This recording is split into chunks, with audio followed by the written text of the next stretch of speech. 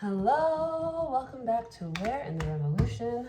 So, today we are going to do another reading. Let us get started. I'm actually going to start by pulling a card from the Healing Waters Oracle. So, give me a minute.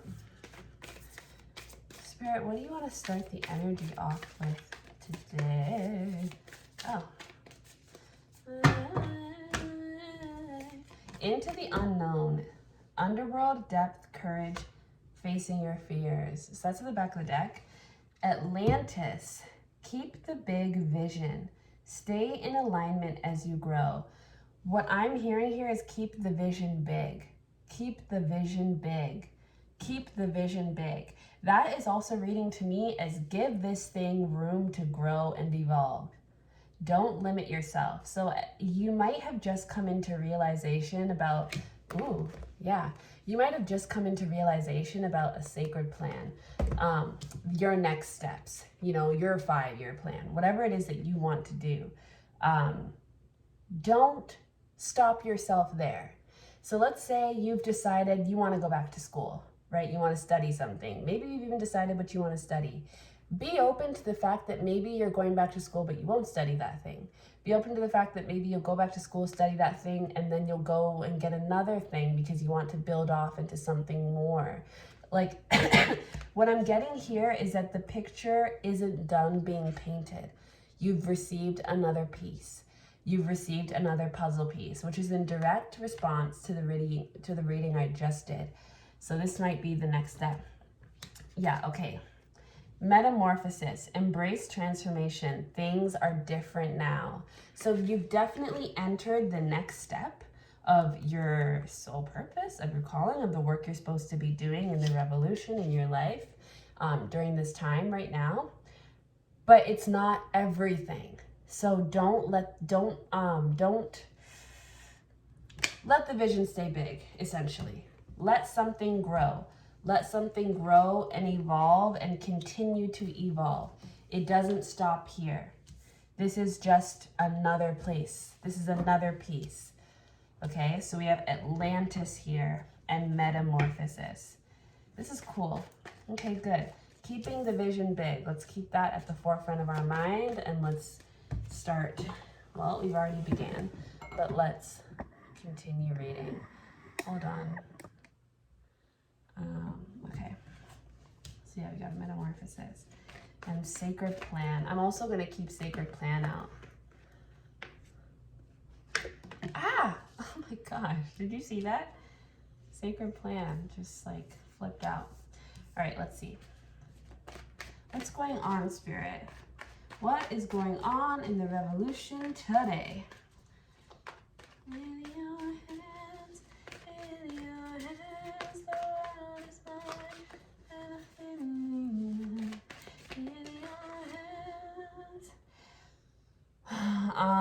Okay, the 10 of Swords, interesting, because after me, the Page of Pentacles, the Page of Swords, okay, okay. Looking at the 10 of Swords, originally it felt like a funeral, like attending a funeral, I'm not gonna lie, that's what I was seeing.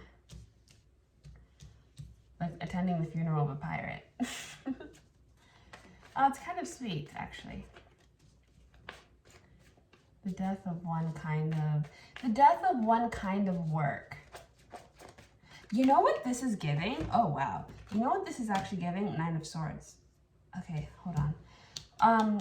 With this death of a pirate kind of funeral happening here, what I'm getting actually is this person who's realizing that in order to enter the next landscape that they're going towards, something has to go. And it's something that relates to like the way they operate currently. The way that they, and it's kind of related to their position of power. It's kind of like for the working class, right? If we are going to have this revolution and be able to engage in an upgrade of class consciousness where we recognize that our value extends beyond the money that they assign to the work that we are doing, we are going to have to believe that we hold authority and hold power beyond the amount of money we have to our name, and that we are deserving of being heard and respected and considered and listened to and leading.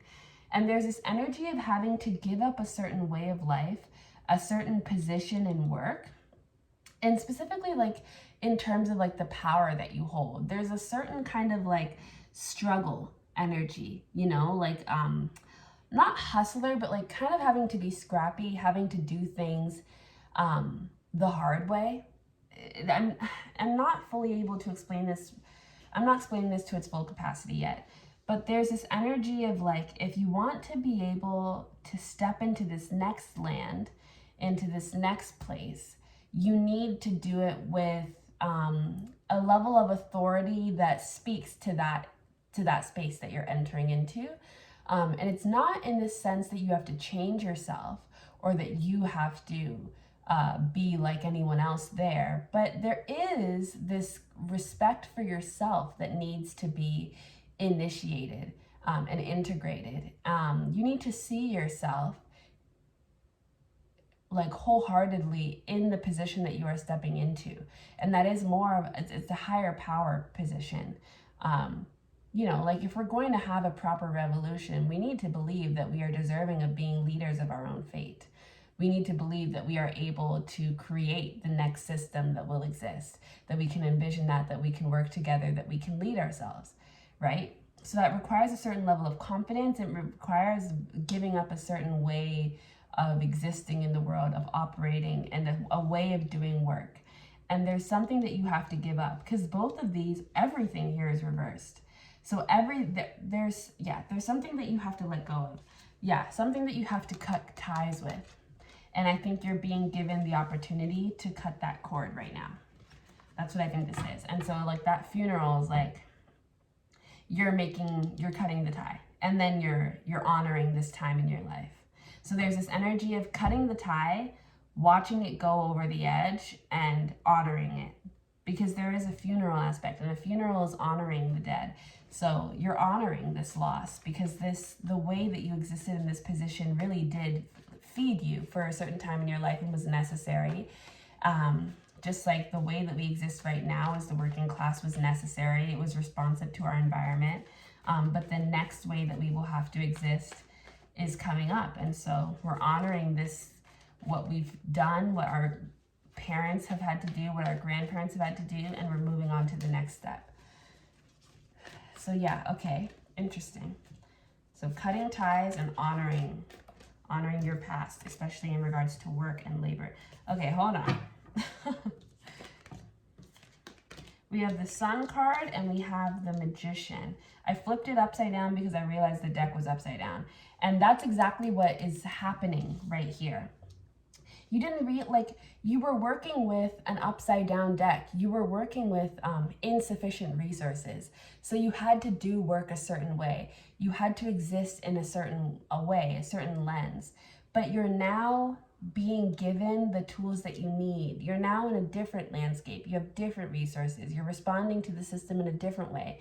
And so now you can do things upright, if that makes sense. You can do things upright because you have the ability to, and it doesn't mean that you're selling your soul, if that makes sense. Because I know that that is something that often happens with people who come from disenfranchisement. Once you start engaging with the system, you just automatically feel like you are going to sell out and you can't be trusted. And that is not what is happening here. We have the Magician, the Eight of Wands, and the Sun card, with the King of Wands wanting to come out, and the Five of Swords. What is this Five of Swords leading us to? So we have all of this. King of Wands, the Sun, the Magician, the Eight of Wands, and the Five of Swords. Hold on.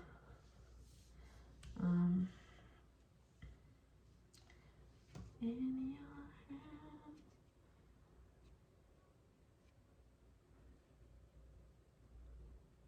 I think that what's happening right now is that you're responding to a call. Hold on. I think what's happening right now is that you're responding to a call, which is exactly why this work is being done. And why you're having to make this change, because you're responding to a call, and the call is calling for all of these things to be done, right? So this is you responding. This is you responding to the call. The Magician and the Eight of Wands, what is happening here? I feel like you are beginning to create, you're beginning to manifest. So what you're doing now is you're beginning to do the work. So, wow, this energy is moving very fast, like very fast. Do you see that? So we had the very beginning where we were talking about keeping the vision big. And I think part of the reason why the message started out that way with Atlantis, keep the vision big, is because it's going to grow quickly. You're going to outgrow phases very fast and certain ways of thinking in stages very quickly. So if you don't put a cap on things, you don't put a fence around things, it makes it very easy to grow. You're not saying that this is limited to only this territory. It means things can grow as fast as they need to, and you just have to keep up, right? And so that's part of why we need to keep the vision big, because this calling is happening, like the changes that you're being called to make are happening very quickly. So we've already moved past you cutting this thing out and having the funeral for it. We've moved past you responding to the calling and doing the work. Now this is you in the new position on the land, in that new sense of authority, doing the work. You're doing the work now. And part of it feels like you are growing the muscle. You're working the muscle, strengthening the muscle of doing this work. Okay. This is a super fast reading. Like, this is moving really fast. It might be because there's a lot, we have the Fool, a lot to get done. Already a new beginning and change coming in. So as you're doing this work, now a new change is coming in. Okay. And what's this? This is the Star. Okay, so now the Fool is calling in the Star to come and take over. Okay, and what is the Star saying? The Queen of Wands and the Six of Swords. Embodiment and self-reflection. Embodiment and self-reflection about the work.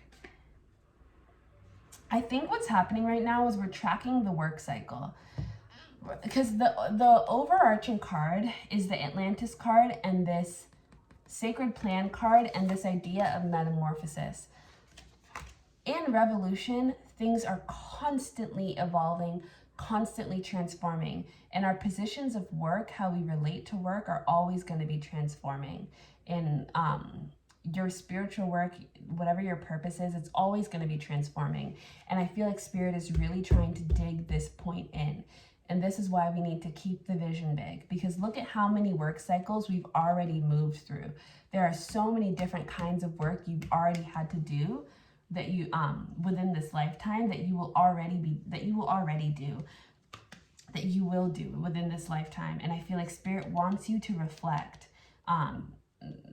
This reading is calling on us to reflect on how quickly work changes. The work changes, how quickly the work evolves.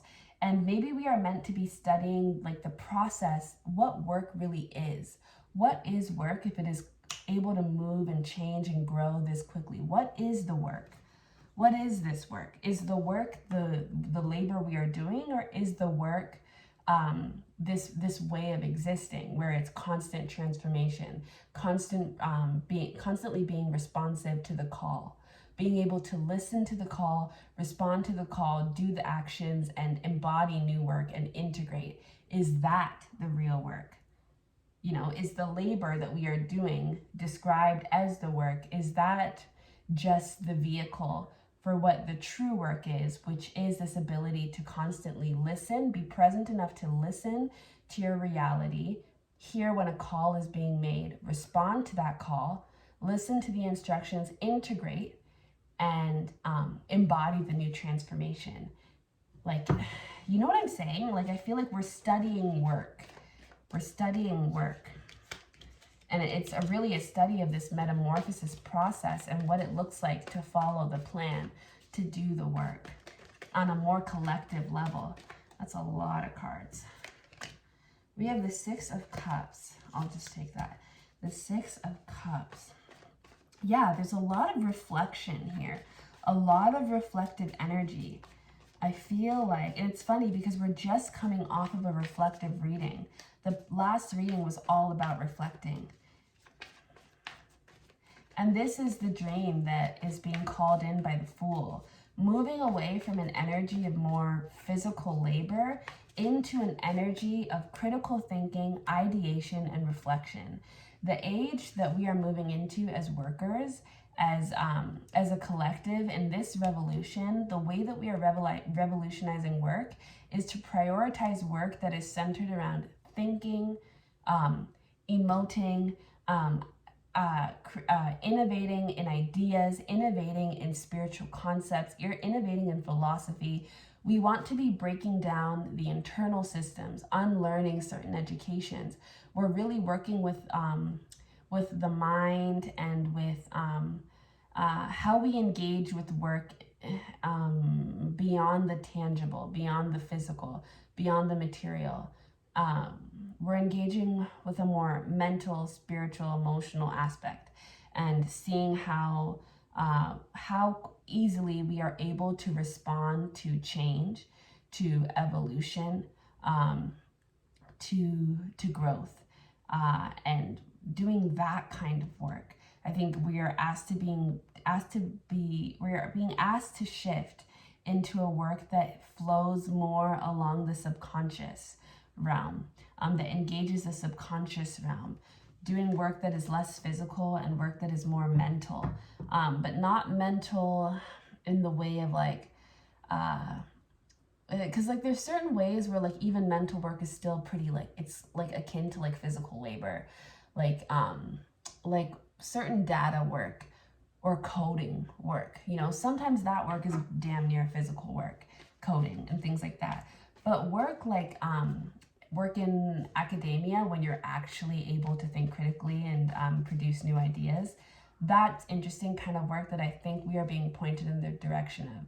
Work in for people who want to do psychology work, and that can exist in many aspects, whether you're becoming a therapist or whether you're a community programmer, whether you have an online platform you talk to people, maybe whether you're a writer, whether you just like to create conversation. Either way, there's a movement away there's a movement away from work that doesn't include the mind, if that makes sense. We want stimulating mental activity, critical thinking, critical engagement. Yeah, like mindless work is going away. That's what's happening right now. Mindless work is being cleared out. No mindless work, no sludge work, no grudge work.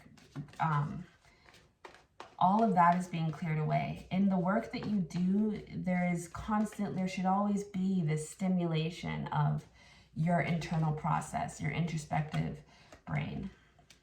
Yeah, there's a lot of, strengthening the muscle of thinking. We are strengthening the muscle of thinking because the revolution requires critical thinkers. Also, how are we supposed to develop this new idea that will lead our economy, that will lead our social systems, our governments, if we're not thinking?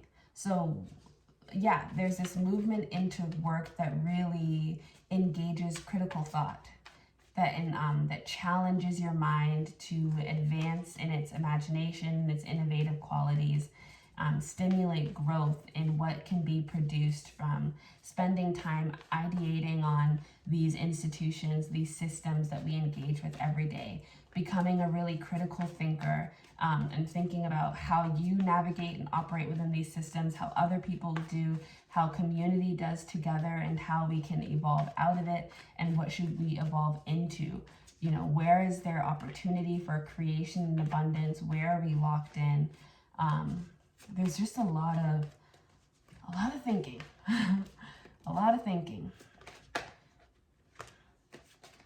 the Seven of Cups and the Ace of Wands. I think you found what you're looking for. I think you found what you're looking for. What does that mean? That's exciting. That's good. I think you found what you're looking for. The Five of Cups, the Seven of Cups, and the Ace of Wands. The Two of Cups. You found something that fulfills your heart. I think that it's through this process, because it's also like, I think Spirit is trying to say, like, the more time you spend thinking, the more time you engage with the mind, the closer you get to like emotional and personal fulfillment. Mental energy is really deeply connected to emotional energy. When you think deeply, you can also be able to listen deeply. You can also begin to be able to feel very deeply, and have and engage with deep experiences, which includes emotional experiences, deeper relationships. When we deepen any aspect of our reality, especially in terms of the way that we exist in the world, we deepen our capacity to engage and exist within more and create more for ourselves. And what's the overarching message that came back? Keep the vision big. Keep the vision deep. Keep the vision big and keep the vision deep. What was the card at the back of the deck? Into the unknown. Underworld, depth. Depth, courage, facing your fears. So there's definitely this expansive call.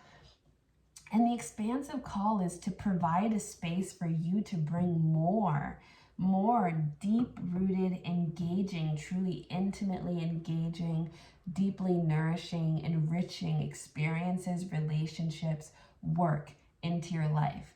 And it starts with thinking deeply, thinking more, thinking critically. When you're doing work that is engaging the mind, you are expanding your entire reality. Because how much time do we spend working? We spend so much time working. And so if you're able to spend that time that you're at work, really stimulating your brain and stimulating your mind in a way that is creating more depth, you overall expand your capacity to receive deeper experiences in this life, which is what the working class is desiring, a deeper engagement with life. Because oftentimes as the working class, we don't live superficial lives at all, but we experience a lot of depth in terms of trauma, in terms of labor. And then sometimes our relationships in life struggle with a lack of depth because we don't have time to dedicate towards them. Some people don't get to spend time with their family, with their loved ones, with their passions and their hobbies, with their morals and their ethics, their mind, their ways of thinking. So if we can deepen our capacity, deepen our mental work at work in a way that is stimulating and engaging and healthy, not one that leads to burnout. But I think you guys know what I'm talking about. If we are able to deepen that kind of work, it will reverberate out into the other areas of our life.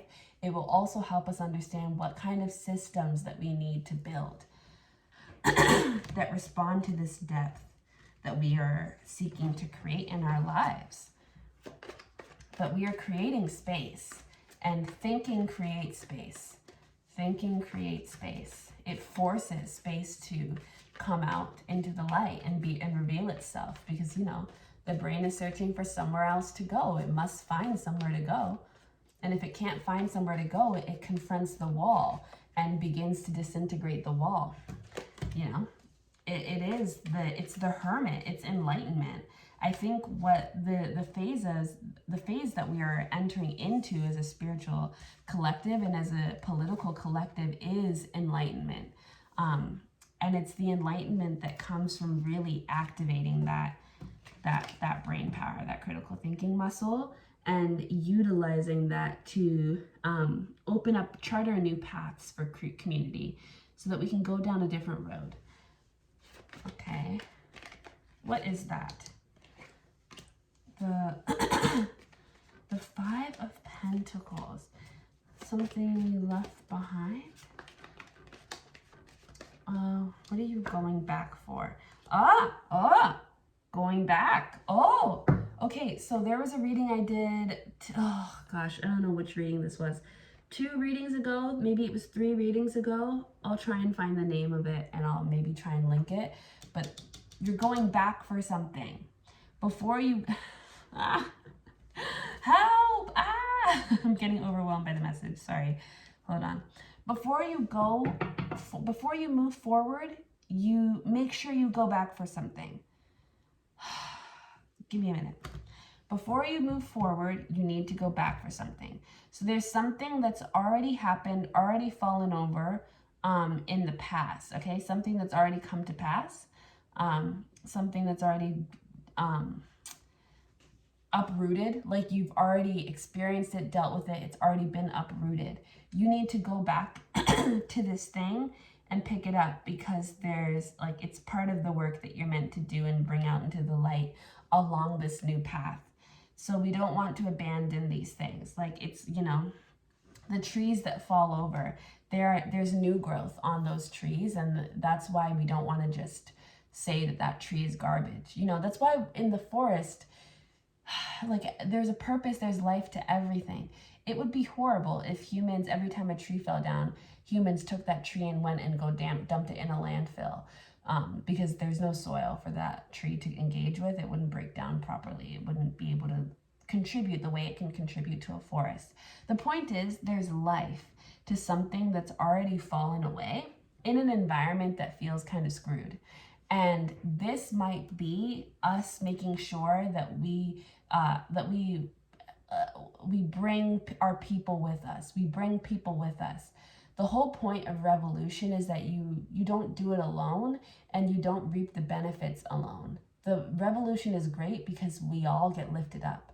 So as you find these moments of awakening, of enlightenment, you know, bring it back to your community. Give back to your community. It's very important that you bring and include service in all of the work that you are doing, because we're doing this for each other and we're trying to build a new system that that feeds each other, that circulates around community, around service, around giving, around this idea that when one of us wins, we all win. And so we need to lift each other up.